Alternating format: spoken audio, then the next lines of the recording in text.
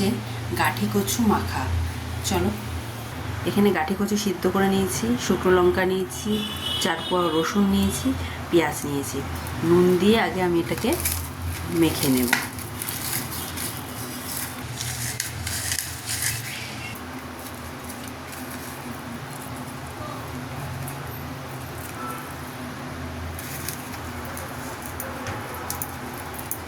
এবার কচুগুলোকেও এর সাথে আমি মেখে নেব।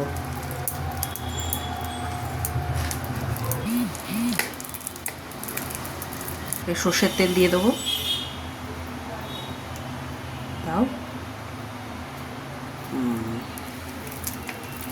এবার একটু কাঁচা সর্ষের তেল একটু ছড়িয়ে নেব। আমার তৈরি হয়ে গেছে এই যে গাঠি কচু মাখা।